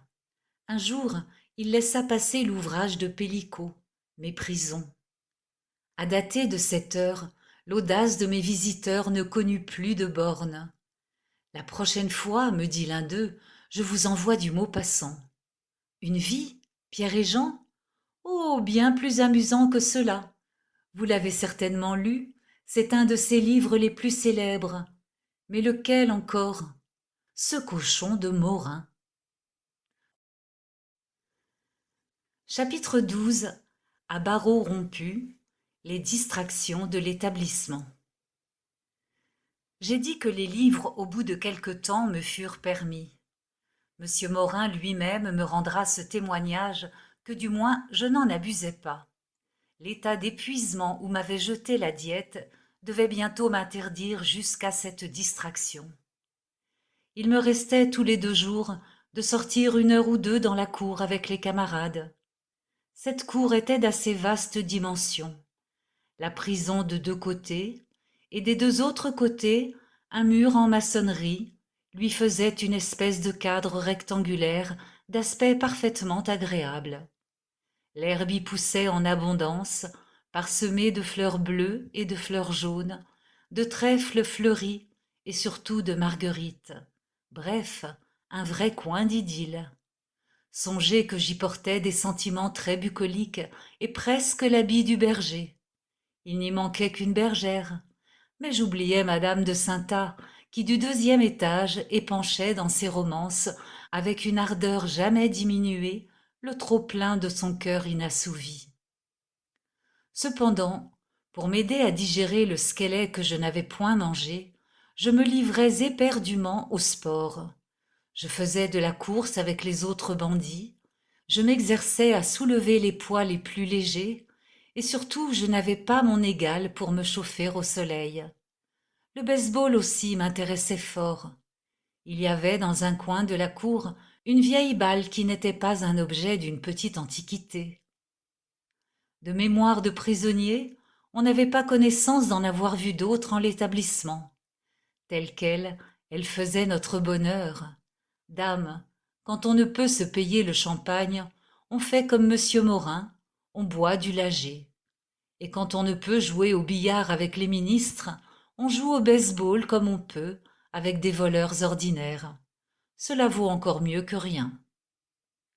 Hélas, ce bonheur même était de courte durée. 11 heures avaient à peine sonné qu'il nous fallait rentrer pour jusqu'au surlendemain dans les corridors humides du 17, puisque l'on nous avait envoyés à l'ombre. À midi, l'on apportait les victuailles ordinaires. Assis à la table commune, je jouissais longuement de voir l'Italien s'empiffrer tout en se grattant. Je n'avais ensuite, jusqu'au moment d'entrer en cellule pour la nuit, d'autre plaisir que d'arpenter sans fin les corridors. Exercice encore plus épuisant, dans l'état où j'étais, que la lecture même du Centurion, et qui m'obligeait fréquemment à m'aller jeter sur mon grabat pour prendre un peu de repos. Entre 4 et 5 heures, cependant, comme approchait le moment d'être mis sous verrou, vous m'eussiez presque toujours trouvé debout dans le corridor numéro 1, qui est celui du sud.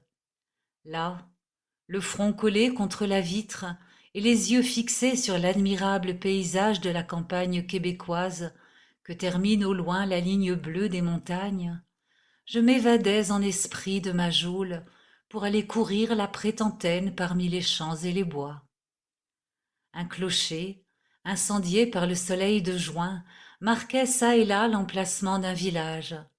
Les heureuses gens qui vivent là, pensais-je, ils n'ont jamais vu de gouverneur, et ils ne savent peut-être même pas ce que c'est qu'un juge. Monsieur Morin n'est point chargé de veiller sur leurs jours, et le squelette leur est inconnu.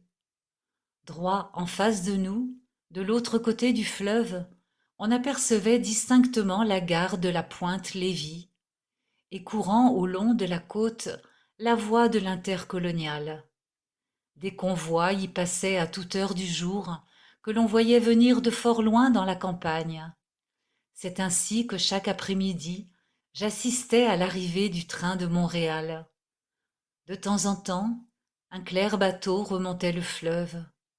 Encore un que je ne prendrais pas, me disais-je. C'est à quoi se bornaient, je crois, toutes mes distractions. Ah, pardon, j'oubliais la principale, les visites. 2 fois par semaine, le mardi et le vendredi, j'avais permission de recevoir des visiteurs. Alors je descendais pour quelques minutes au parloir. Voici comment la chose se passa la première fois et toutes les autres fois. Un garde, envoyé par le gouverneur, se présentait à la porte du 17 et d'une voix retentissante s'écriait « Fournier, au parloir !» Fournier, justement ému par cet appel, quittait précipitamment Molière ou monsieur Faguet. Il jetait un dernier coup d'œil sur sa livrée, fixait solidement sur sa tête le panama d'infamie et d'un pas tranquille se rendait au parloir. Imaginez un réduit humide et très ténébreux, de 8 pieds de profondeur par 10 de largeur.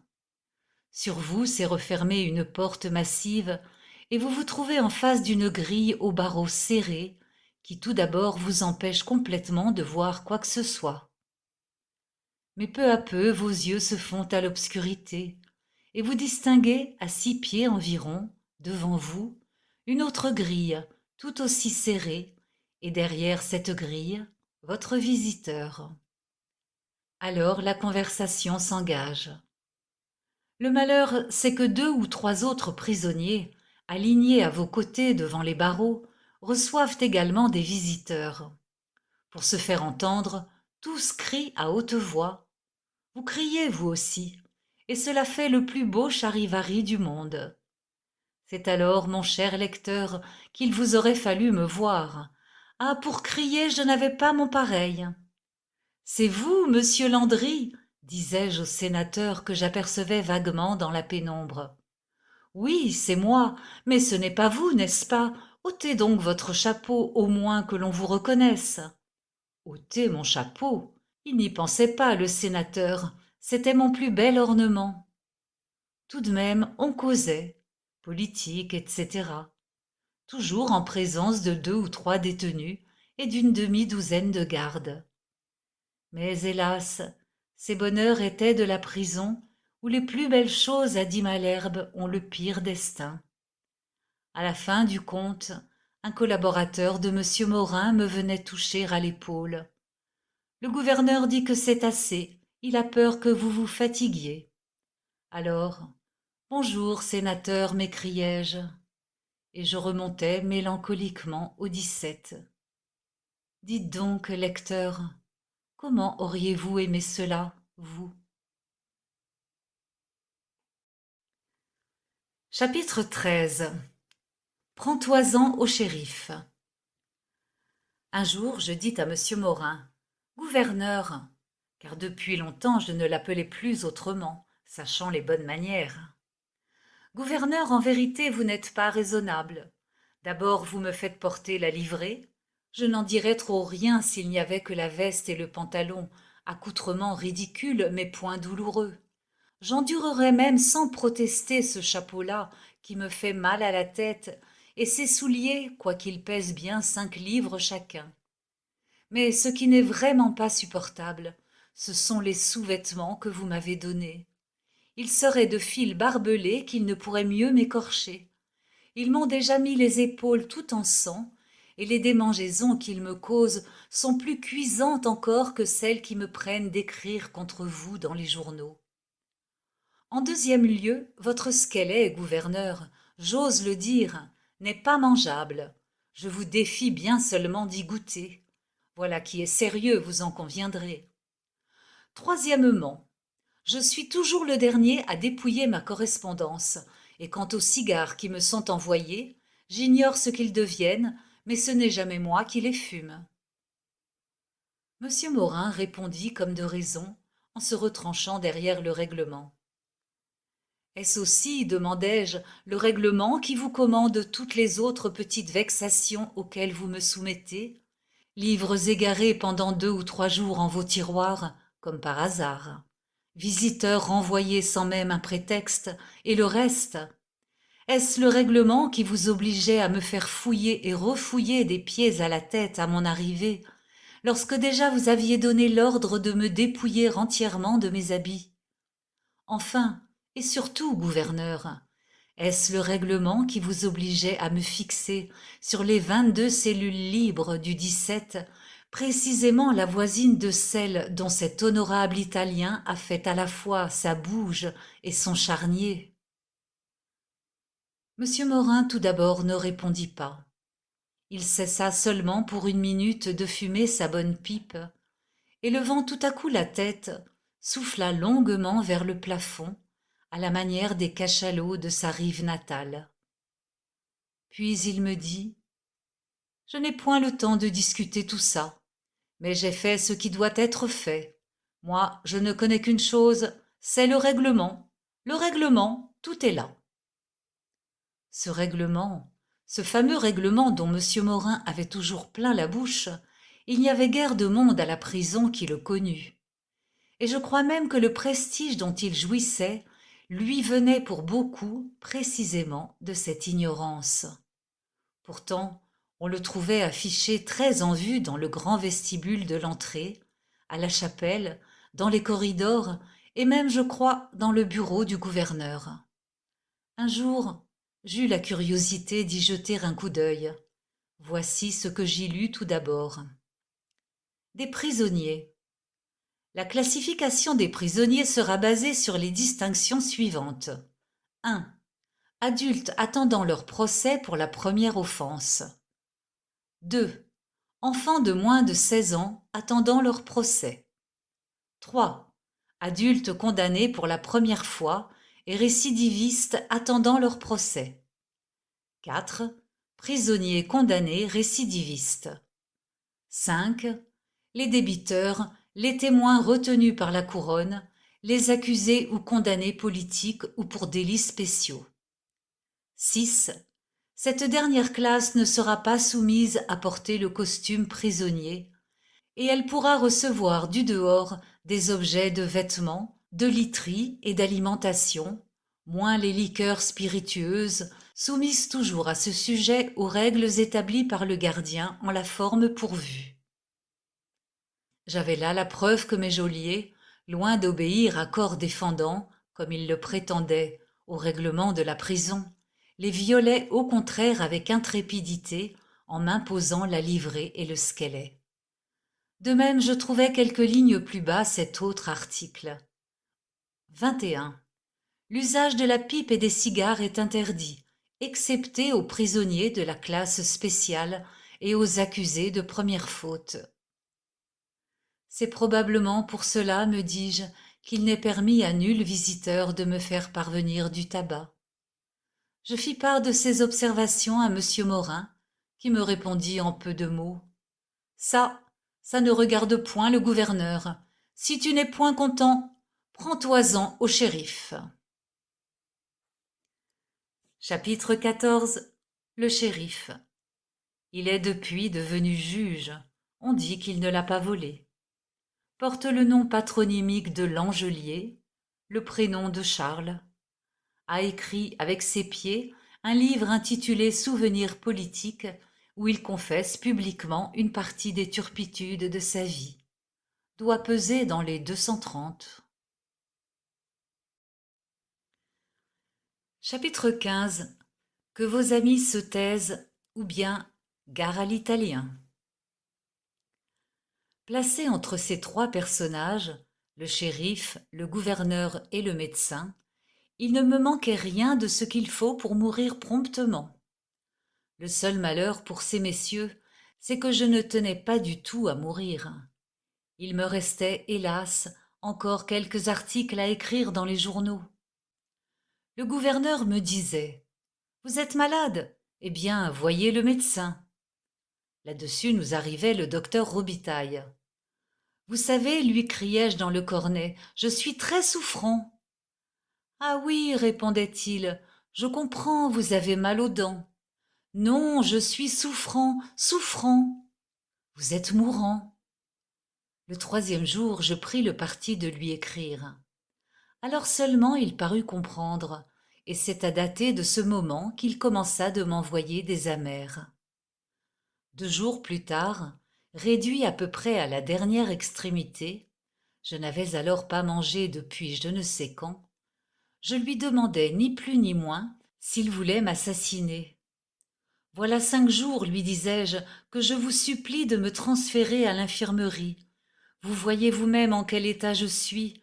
Voulez-vous, oui ou non, me tuer? À quoi M. Robitaille répondait, en propres termes, « Il vous faut d'abord voir le gouverneur.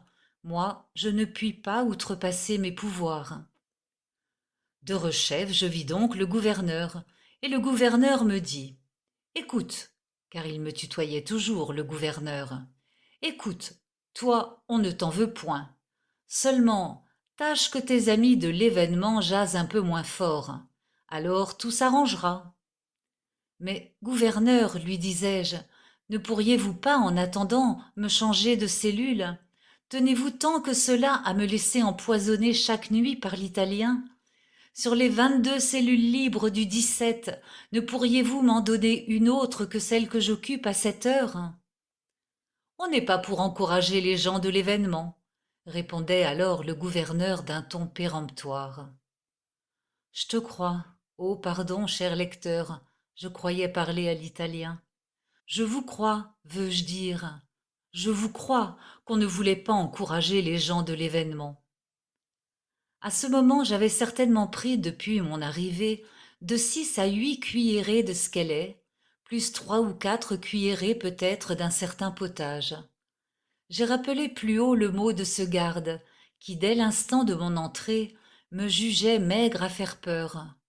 Vous pensez un peu si après 5 jours de ce régime, j'avais le ventre bedonnant et le teint fleuri. C'est Bossuet, je crois, à moins que ce ne soit monsieur Jérémie Descaries, qui prétendait qu'une âme guerrière est toujours maîtresse du corps qu'elle anime. Il faut croire que je n'ai pas beaucoup l'âme guerrière, car je n'étais pas dans le 17 depuis 2 jours, qu'à tout moment j'éprouvais l'impérieux besoin de me jeter sur une chaise, ou au moins de m'appuyer au mur pour ne pas tomber.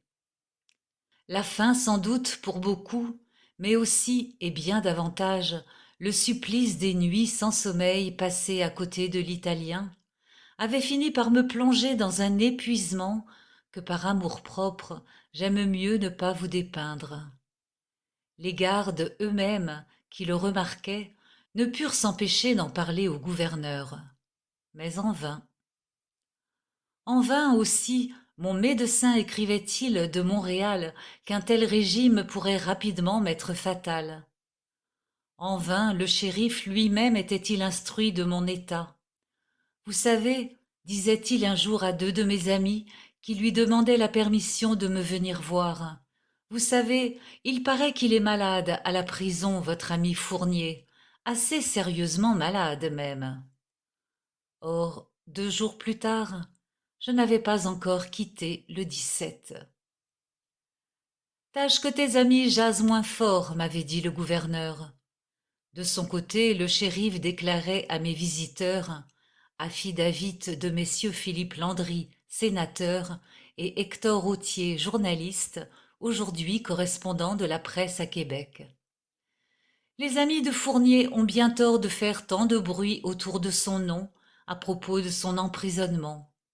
S'il voulait seulement se tenir tranquille, ne faire aucune agitation quelconque dans les journaux, je suis convaincu qu'au bout d'un mois au plus, Fournier serait libre.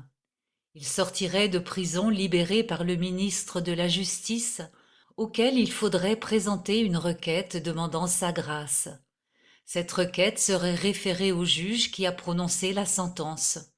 Je n'ai aucun doute que celui-ci serait favorable. Précisément, hier, François me disait qu'il n'aurait aucune objection à recommander la mise en liberté de Fournier.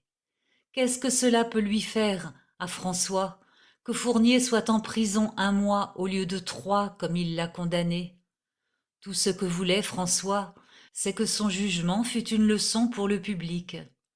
Mais dès que le ministre de la Justice lui remettra la requête en grâce, il est prêt à faire un rapport favorable. Textuel.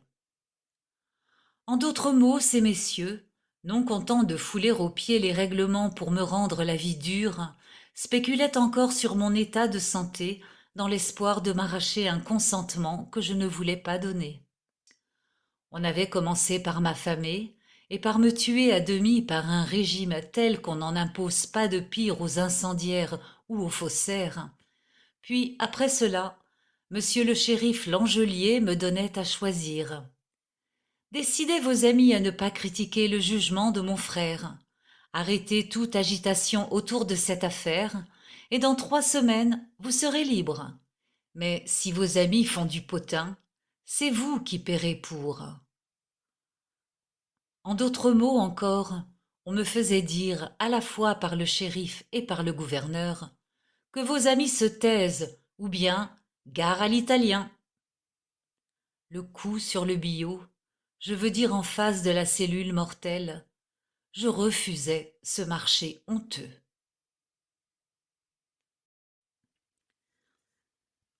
Chapitre 16. À l'infirmerie. Le 18 juin, dans l'avant-midi, mon médecin venu de Montréal tout exprès dans cette intention, se présentait au bureau du shérif. « Monsieur, dit-il à monsieur Langelier, on m'apprend que Fournier, malade à la prison, est cependant tenu au strict régime de la cellule et du gruau. Il ne m'appartient pas de décider si même en bonne santé l'on devrait ainsi le confondre avec les condamnés de droit commun, les voleurs et les assassins. Beaucoup de braves gens prétendent le contraire, et comme citoyen, je ne vous cacherai pas que je partage leurs sentiments. Mais ce n'est pas à ce titre que je me présente à vous, c'est uniquement en ma qualité de médecin. Fournier est mon client, je sais qu'il est très malade depuis longtemps, et j'ai cru qu'il était de mon devoir de vous en prévenir moi-même.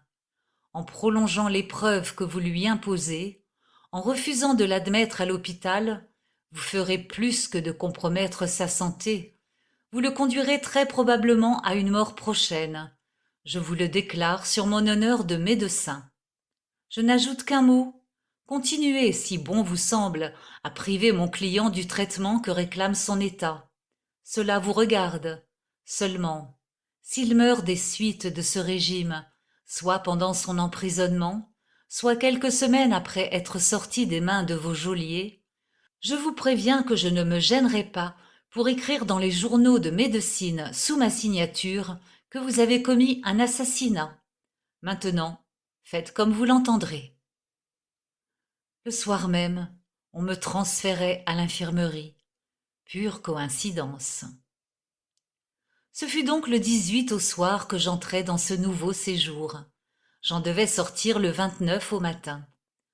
Durant ces 10 jours, je n'eus pas trop à me plaindre de l'existence. Dire que je goûtais le paradis sur terre, ce serait exagérer. Je sais bien qu'au paradis, il y aura aussi un geôlier. Seulement, ce ne sera pas monsieur Morin. Et des cantiques, mais non pas ceux de madame de Saintat. Et puis, nous y verrons probablement beaucoup de choses qui n'existent pas du tout à l'infirmerie de la prison de Québec. Cependant, Comparé à la réclusion cellulaire, ce régime était encore supportable.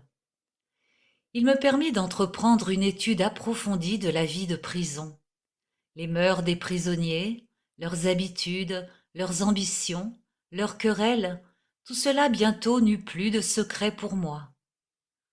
Vous croiriez peut-être que je trouvais dans ce spectacle quelque monotonie. Erreur, mon cher ami, complète erreur. Rien au contraire n'est plus varié, plus amusant et plus mouvementé que cette vie-là. Je n'en finirais pas si je devais vous conter tout ce qu'il me fut donné de voir dans ce court espace de temps. Les 1000 industries des prisonniers pour tromper leur ennui ou se procurer des effets de contrebande, leurs amitiés, leurs rivalités, leurs combats, les airs importants ou résignés des gardes, les potins et cancans de la prison, la romanesque idylle de L, le petit épileptique, que sa fiancée venait voir 2 fois par semaine au parloir, les rêves de gloire de Z, le barbier, qui avait été artiste amateur et se croyait du génie, enfin l'héroïque aplomb de X.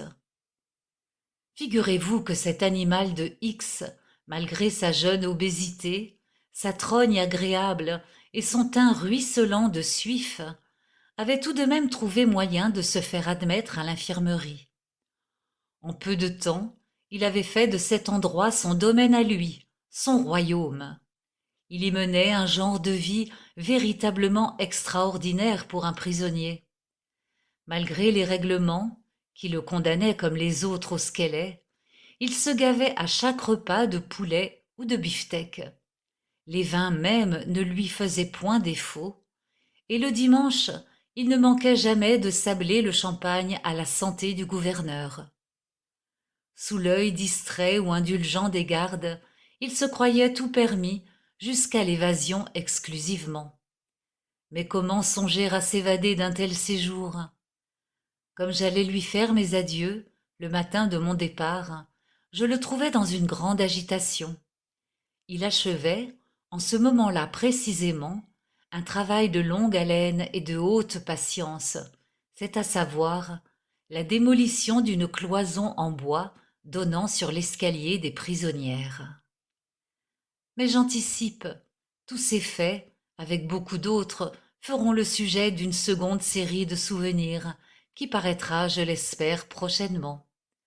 J'aurai aussi l'honneur, dans ce même ouvrage, de faire part au public de mes longues et patientes observations sur les nombreuses variétés de coquerelles qui peuplent l'infirmerie de la prison de Québec. J'ai, je puis m'en flatter, bien étudié les mœurs de ces insectes et leurs habitudes. Mes relations avec eux datent de ma première nuit à l'infirmerie. Je venais d'éteindre ma lumière et j'avais à peine eu le temps de fermer l'œil que je sentais quelque chose me monter dans le cou, puis me traverser lentement la figure. C'était une maîtresse coquerelle, une aïeule certainement, comme qui dirait dans le monde des cancrelats, un gouverneur. J'étendis la main, et je vis qu'elle mesurait bien près de 2 pouces. Je voulus la retenir entre mes doigts. Alors, un combat terrible s'engagea dans les ténèbres. Lutte épique, dirait Mousseau, mon député. Combat de Jacob avec l'ange. Je l'avoue à ma confusion, ce fut la coquerelle qui l'emporta. Elle finit par s'échapper. À dater de ce moment, les coquerelles furent l'objet de ma constante attention. Matin, midi et soir, je ne guettais qu'elles dans l'établissement. Le soir en particulier, c'était avec un intérêt toujours nouveau que je les voyais former leurs imposantes cohortes pour monter, en rang épais, à l'assaut des fromages épars en nos tiroirs. Touchante image de nos députés aux 2 parlements. Au moment que je quittais la prison, j'achevais justement d'en apprivoiser un couple.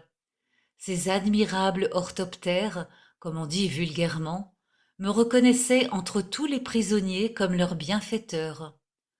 Aussi dédaignai-je volontiers en leur faveur les rats et souris, qui pourtant ne manquaient point dans l'établissement. Si j'avais eu des fils, je leur aurais dédié cette première série de souvenirs qui pourrait tout aussi bien s'intituler Les mémoires d'un affamé, pour leur apprendre à savoir au besoin, dans la carrière, serrer d'un cran leur ceinture. En souvenir des coquerelles et des rats, tribu fraternelle et jamais assouvie, je dédierai de grand cœur ma seconde série à notre députation ministérielle.